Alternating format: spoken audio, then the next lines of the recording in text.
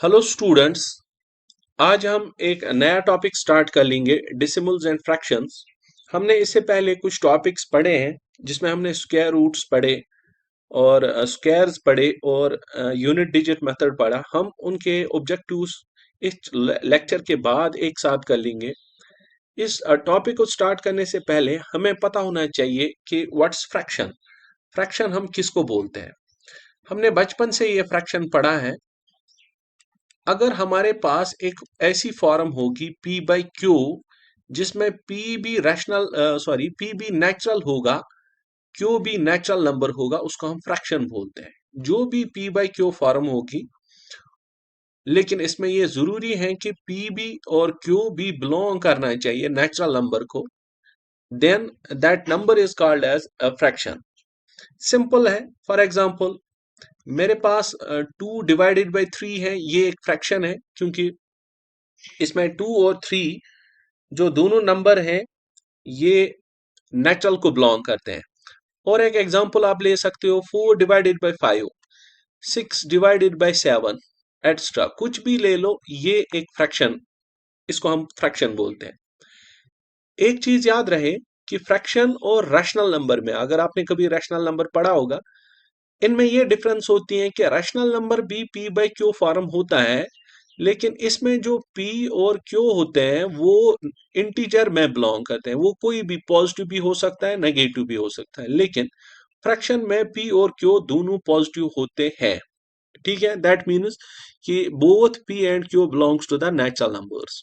चलो, हम समझ गए व्हाट्स फ्रैक्शन। अब फ्रैक्शन के दो टाइप्स यहां होते हैं, प्रॉपर फ्रैक्शन और इम्प्रॉपर फ्रैक्शन। प्रॉपर फ्रैक्शन क्या होती है? प्रॉपर फ्रैक्शन एक होती है और दूसरी होती है इम्प्रॉपर फ्रैक्शन।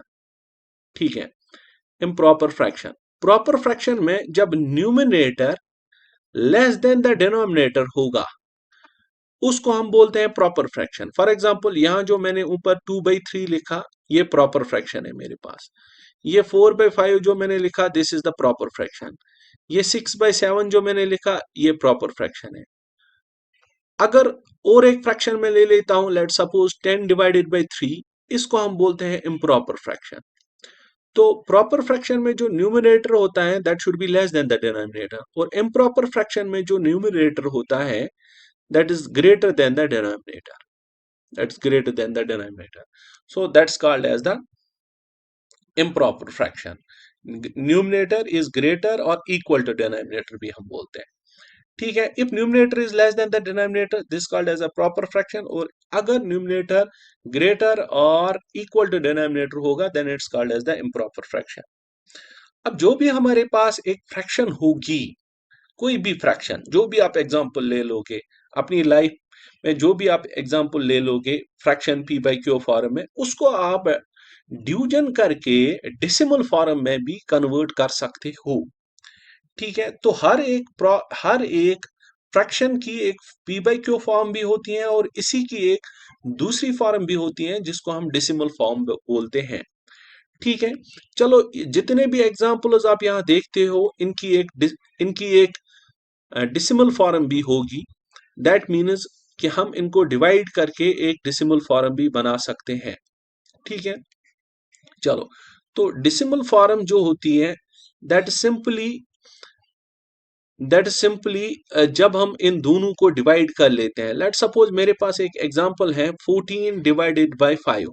ये मेरे पास एक नंबर है, फ्रैक्शन है, P बाई क्यू फॉर्म है। इसको मैं डेसिमल फॉर्म में ऐसे कन्वर्ट कर लूंगा, मैं सिंपली 14 को डिवाइड कर लूंगा 5 से। जब मैं 5 से इसको डिवाइड कर लूंगा, दैट मीन्स 5 2 ज़ा 10, तो मेरे पास रिमाइंडर 4 निकला। यहां से पॉइंट चढ़ा, यहां से 0, ये हम बचपन से सीखते आए हैं। यहां से पॉइंट चढ़ा और यहां से 0, और ये बनेगा 8, 5 8 ज़ा 40। तो मेरे पास जो 14/5 की डेसिमल फॉर्म आ गई, दैट्स इक्वल टू 2.8। सो ये मेरी इसकी डेसिमल फॉर्म आ गई। अब हमें क्या समझना है कि जो भी फ्रैक्शन होते हैं, जो भी फ्रैक्शंस होते हैं, उसकी एक डेसिमल फॉर्म होती है, डेसिमल फॉर्म होती है। मैं इससे पहले और एक एग्जांपल ले लूंगा। लेट सपोज मेरे पास और एक क्वेश्चन है 10/3। ये भी एक क्वेश्चन है मेरे पास, इसको भी मैं कन्वर्ट कर सकता हूं अपनी इस डेसिमल फॉर्म में। तो मैं इस 10 को डिवाइड कर लूंगा 3 से। जब मैं 10 को डिवाइड कर लूंगा 3 से, तो मैं यहां देखता हूं कि मेरे पास 3 3 ज़ा 9, तो रिमाइंडर मुझे 1 बचा। 1 बचा, इसके बाद यहां से पॉइंट आ जाएगा और यहां से 0 आप ले आते हो। 3 3 ज़ा 9, तो फिर से मुझे 1 बचा, और यहां से तो पॉइंट ऑलरेडी आ गया है, तो यहां से और एक 0 आ जाएगा।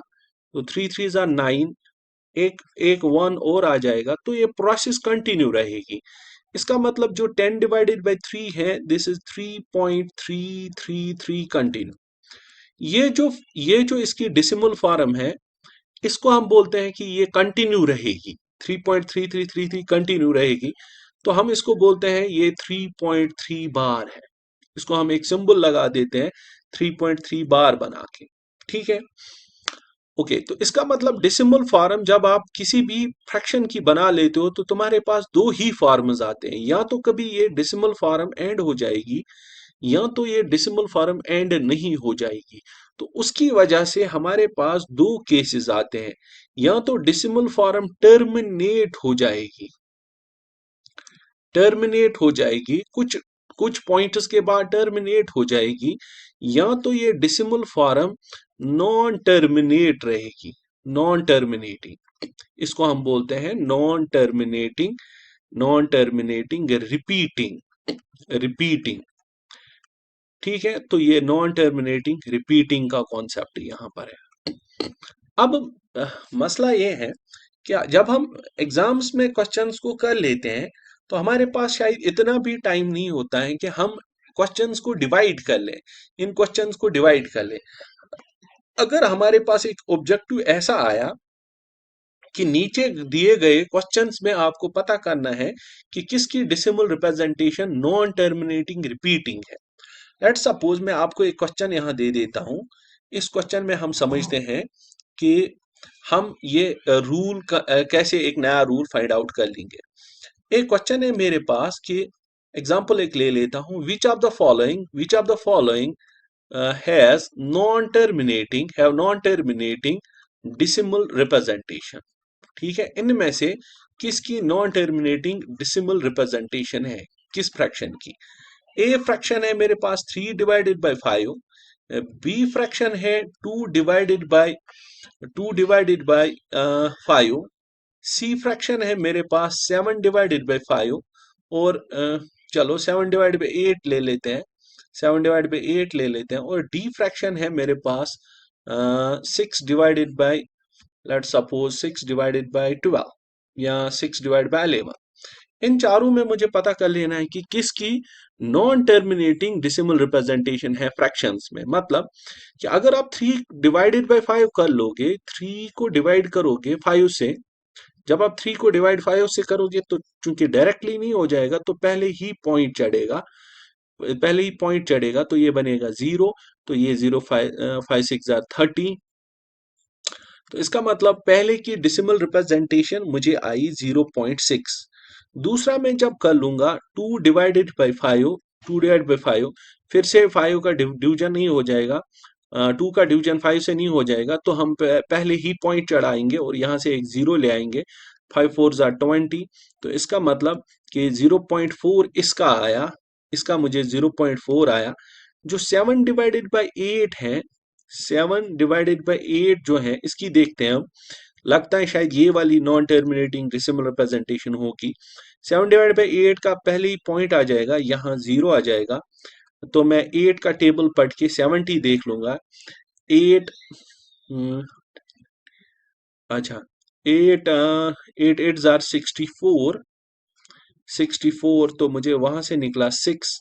तो यहाँ से पॉइंट ऑलरेडी चढ़ा है, तो ये 660 बनेगा। 8 7 जार 56, तो मुझे यहाँ 4 रिमाइंडर आया, और 8 5 जार 40, 8 5 जार 40। ठीक है, तो ये 40 कैंसल हुआ, तो इसका मतलब ये वाला ऑप्शन मुझे आया 0.875। ठीक है, देखो ये भी टर्मिनेट हो गया, ये भी टर्मिनेट हो गया, एंड हो गया पॉइंट्स के बाद, ये भी टर्मिनेट हो गया। अब सिंपली मुझे बचा ये वाला ऑप्शन मेरा ठीक होगा, तो D part is our answer. लेकिन इस क्वेश्चन को करते मुझे ऑलमोस्ट 2-3 मिनट तो हो ही गए। अगर आपको क्वेश्चन आ जाएगा ऐसा कि which of the following fractions have non terminating decimal representation, कि अगर आप उनको डिवीजन करोगे तो डिवीजन करने के बाद कौन सा वाला टर्मिनेट हो जाएगा और कौन सा वाला नॉन टर्मिनेट हो जाएगा, ये वाला मैंने बताया।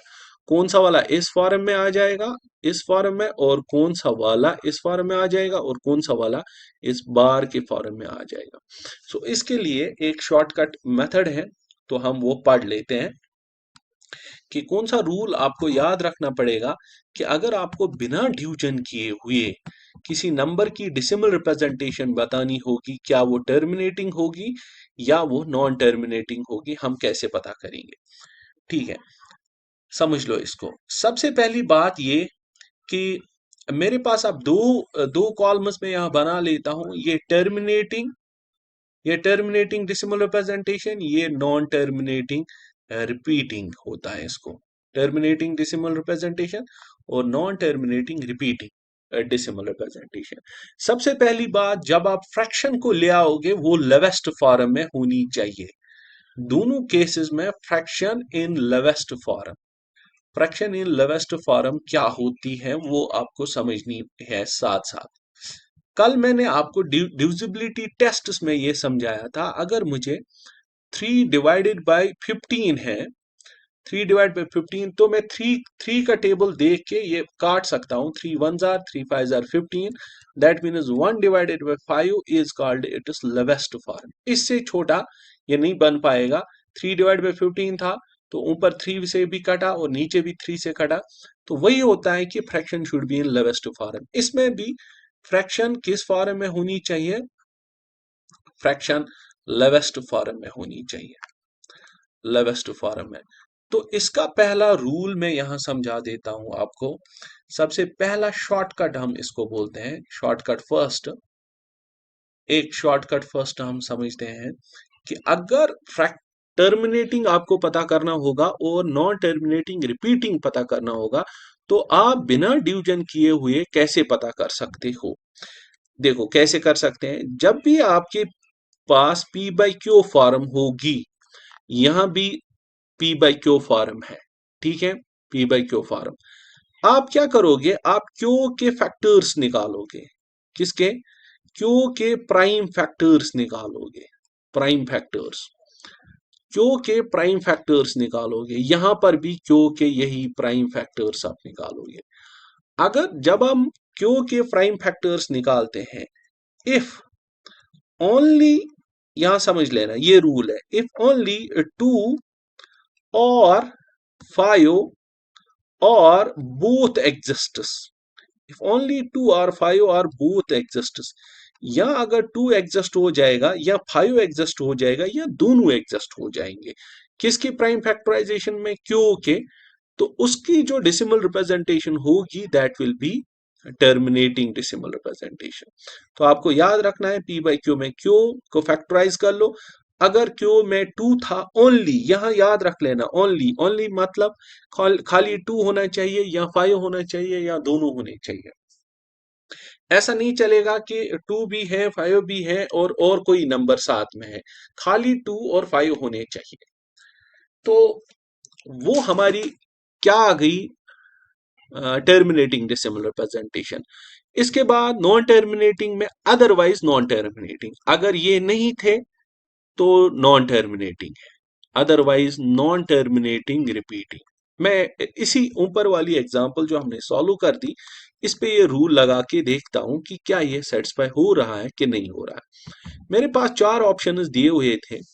जब मैं 5 के फैक्टर्स निकालता हूं, प्राइम फैक्टर्स, वो आपने बचपन से पढ़े हैं, 5 के प्राइम फैक्टर्स जब आप निकालोगे तो यहाँ 5 1s are 5, तो इसका मतलब इसका खाली 5 प्राइम फैक्टर है, इसका भी खाली प्राइम फैक्टर है।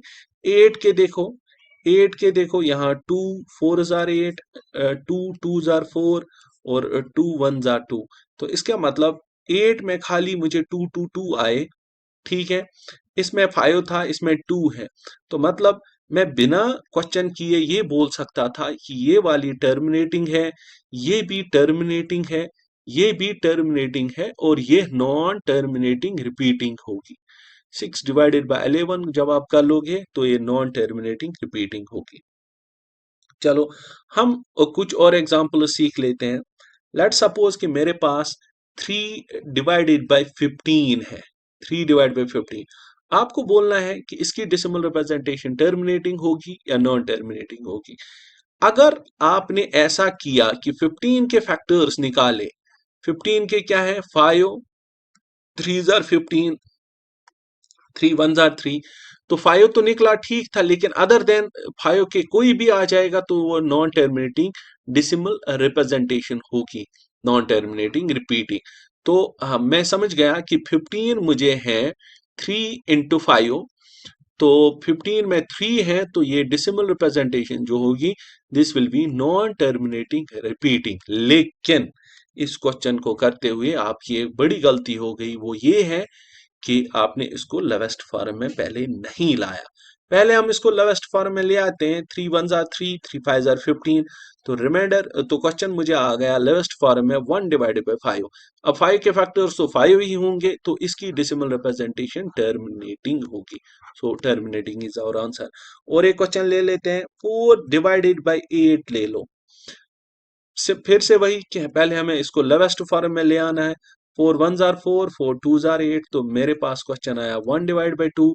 क्यों के फैक्टर्स निकालने हैं, क्यों तो खुद खाली 2 है, तो इसका मतलब टर्मिनेटिंग होगा। रूल यही है कि अगर 2 या 5 था या दोनों थे, ओनली में, अगर 2 था 5 था या दोनों थे, ओनली बस इतने ही थे ओनली में, तो ये डेसिमल रिप्रेजेंटेशन टर्मिनेटिंग होगी। 7 डिवाइडेड बाय 15 ले लो, क्या होगी 7 डिवाइड बाय 15, ये होगी नॉन टर्मिनेटिंग रिपीटिंग, क्योंकि लेवेस्ट फॉर्म तो इससे ज्यादा बनेगी नहीं। अब 15 के फैक्टर्स आप देख लेते हो, 3 और 5 है, तो इसका मतलब ये हुआ कि ये जो डेसिमल रिप्रेजेंटेशन है इसकी, ये नॉन टर्मिनेटिंग रिपीटिंग होगी। तो कोई क्वेश्चन ऐसा आ सकता है आपके एग्जाम में कि आप बताओ कौन सी डेसिमल रिप्रेजेंटेशन टर्मिनेटिंग है और कौन सी डेसिमल रिप्रेजेंटेशन नॉन टर्मिनेटिंग है। ठीक है, तो ये पहला कॉन्सेप्ट हमारा खत्म हो गया इसका, कि अगर आपको एक फ्रैक्शन कन्वर्ट करनी होगी अपने डेसिमल रिप्रेजेंटेशन में, तो वो कैसे कर सकते हैं, हम सिंपली डिवीजन से कर सकते हैं, और बिना डिवीजन किए हुए हम पता कर सकते हैं कि what will be the decimal representation, either it will be terminating or it will be non terminating repeating. ठीक है, अब फ्रैक्शन के हमारे पास दो टाइप्स जो मैंने आपको डिस्कस किए, हाँ वो तो डिस्कस हुए कि there is the proper fraction and there is improper fraction. ठीक है, उसमें एक चीज और याद रख लेना, उसमें और एक चीज याद रख लेना कि जो इम्प्रॉपर फ्रैक्शन होती है उसको हम प्रॉपर में भी कन्वर्ट कर सकते हैं। जो मेरे पास इम्प्रॉपर फ्रैक्शन होती है उसको हम प्रॉपर में भी कन्वर्ट कर सकते हैं। देखो यहां पर मेरे पास एक इम्प्रॉपर फ्रैक्शन है, एक मिनट, यहां पर मेरे पास एक इम्प्रॉपर फ्रैक्शन है 14 डिवाइडेड बाय 5, इसको हम प्रॉपर में भी we can convert into proper भी, हम इसको प्रॉपर में भी कन्वर्ट कर सकते हैं। कैसे, तो मैं 14 को डिवाइड कर लूंगा 5 से, लेकिन मैं पॉइंट नहीं रेज कर लूंगा, 5 2 जार 10, तो रिमाइंडर 4 निकला, तो मैं ऐसे कर लूंगा दिस 5 डिवाइडेड बाई 2 जो 4, तो मैं इसको ऐसे लिख सकता हूं, मैं इसको ऐसे लिख सकता हूं 2 प्लस 4 डिवाइडेड बाई 5, तो 14 डिवाइडेड बाई 5 जो है दैट्स 2 प्लस 4 डिवाइडेड बाई 5, तो हमने इसको कन्वर्ट कर दिया the whole 2 and this one is the proper fraction 4 divided by 5। ठीक है, चलो हम अपने टॉपिक पे आगे चलते हैं कि अगर आपको अब क्वेश्चन होगा कि दो फ्रैक्शंस में से ग्रेटर कौन सा है, विच वन इज ग्रेटर। दो फ्रैक्शंस हैं, एक फ्रैक्शन है आपके पास लेट सपोज 2 डिवाइडेड बाई 5 और एक फ्रैक्शन है 3 डिवाइडेड बाई 5। अब अगर आपको पता करना होगा कि ग्रेटर वन कौन सी है, ग्रेटर या स्मॉलर, ग्रेटर या स्मॉलर फ्रैक्शन कौन सी होगी। ठीक है, इसके लिए हम कौन सा रूल इस्तेमाल कर लेंगे, क्वेश्चन आपके ऑब्जेक्टिव्स में ऐसा कभी आ सकता है, अगर आप एनटीएससी, ओलंपियाड या किसी भी एग्जाम्स के लिए प्रिपेयर कर रहे हो एसएसबी के, तो आपके पास ये एक ऑब्जेक्टिव आ सकता है कि विच one is the greater fraction and which one is the smaller fraction. देखो, रूल जो आपने सीखा है वो ये है कि अगर हमारे पास डिनोमिनेटर सेम है, दो फ्रैक्शंस में अगर हमारे पास डिनोमिनेटर सेम है, तो जिसका न्यूमिनेटर बड़ा होगा वो बड़ी फ्रैक्शन है। ये हमने एक रूल सीखा है। अगर if denominators are same, if D is equal to same, दोनों डिनोमिनेटर सेम है, तो जिसका न्यूमिनेटर ग्रेटर जिसका न्यूमिनेटर ग्रेटर होगा, that is the greater function, that is the greater function. ठीक है, ओके। तो इन दोनों में से कौन सी है, इन दोनों में फ्रैक्शन कौन सी ग्रेटर है? सिंपली थ्री बड़ी वाली फ्रैक्शन होगी, वो ये सिंबल आ जाएगा। ठीक है, अब दूसरा इसमें है कि अगर फ्रैक्शंस में डिनोमिनेटर सेम नहीं होगा, 4 डिवाइडेड बाय 3 और दूसरी है मेरे पास 2 डिवाइडेड बाय 7, तो इनका इनके इनका इस क्वेश्चन को करने के लिए या इन दोनों में से कौन सी वाली फ्रैक्शन बड़ी है ये पता करने के लिए मुझे दो तरीके हैं। एक तरीका ये है जो हम बचपन से करते आए हैं कि हम इसका डिनोमिनेटर और इसका डिनोमिनेटर सेम कर देंगे। हम इसका डिनोमिनेटर और इसका डिनोमिनेटर सेम कर देंगे। कैसे सेम करते हैं? दैट इज 4 डिवाइडेड बाई 3 को हम मल्टीप्लाई कर लेते हैं 7 बाई 7 से, और यहां से 2 डिवाइडेड बाई 7 को हम मल्टीप्लाई कर लेते हैं 3 डिवाइडेड बाई 3 से। तो ये बनेगा मुझे 28 डिवाइडेड बाई 21 और ये वाली बनेगी 6 डिवाइडेड बाई 21। अब सिंपली मुझे समझ आ गया कि ये वाली फ्रैक्शन जो है ये बड़ी है इससे, ये वाली फ्रैक्शन जब बड़ी है इससे, इसका अपना मोल जो था वो 4/3 था, that is greater then 6 divided 4/3, that's greater then 2/7। तो सिंपल आपने ये इस मेथड से ये समझ लिया कि ये वाली बड़ी फ्रैक्शन है मुझे। लेकिन एग्जाम में कभी ऐसा हो सकता है कि ये 4/3 तो नहीं होंगे, कुछ बड़े नंबर होंगे। लेट्स सपोज कि मेरे पास होगा 413 डिवाइडेड बाई 215 और दूसरा है 173 डिवाइडेड बाई 211। अगर ऐसे फ्रैक्शंस होंगे तो इनको मल्टीप्लाई करते करते कुछ समय हमारा जाया हो जाएगा। इसलिए इन फ्रैक्शंस में बड़ा वाला फ्रैक्शन कौन सा है उसको समझने के लिए एक सेकंड शॉर्टकट, पहला शॉर्टकट हमने देख लिया कि how to find out the decimal representation, और हम अब दूसरा शॉर्टकट सेकंड समझ लेते हैं। अब देखो शॉर्टकट में हम क्या कर सकते हैं। अगर मेरे पास a डिवाइडेड बाई b एक फ्रैक्शन है और c डिवाइडेड बाई d दूसरी फ्रैक्शन है, मुझे देखना है इन दोनों में से कौन सी बड़ी है। तो मैं ऐसे मल्टीप्लाई कर लूंगा, a को मल्टीप्लाई d के साथ कर लूंगा और b को मल्टीप्लाई c के साथ कर लूंगा। a को जब मैं d के साथ मल्टीप्लाई कर लूंगा तो बनेगा मुझे ad, और b को जब मल्टीप्लाई c के साथ कर लूंगा तो यहां बनेगा मुझे bc।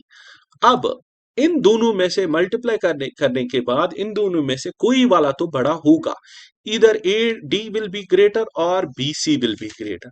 अगर AD बड़ा था, देखो दो सिंबल्स आपके आ सकते हैं, या ये वाला सिंबल आ सकता है या ये वाला सिंबल आ सकता है, या ये AD बड़ा होगा या BC बड़ा होगा। अगर ये वाला सिंबल आ गया, ये वाला सिंबल आ गया तो A डिवाइडेड बाई B बड़ा है। ठीक है, जिस साइड से ये ग्रेटर रहेगा उस साइड से जो फ्रैक्शन रहेगी वही बड़ी होगी। अगर C डिवाइड ये वाला फ्रैक्शन रह गया, ठीक है, तो C डिवाइडेड बाई D बड़ा होगा। फिर समझ गए आप, ये शॉर्टकट बहुत इजी था। लेकिन इस शॉर्टकट को अप्लाई करने से पहले आप ये भी समझ लेना कि हमारे पास बिना इसके किए हुए भी एक और तरीका है। वो ये है कि प्रॉपर फ्रैक्शन जो होती है, प्रॉपर फ्रैक्शन वो हमेशा प्रॉपर फ्रैक्शन जो होती है वो हमेशा स्मॉलर होती है इम्प्रॉपर से।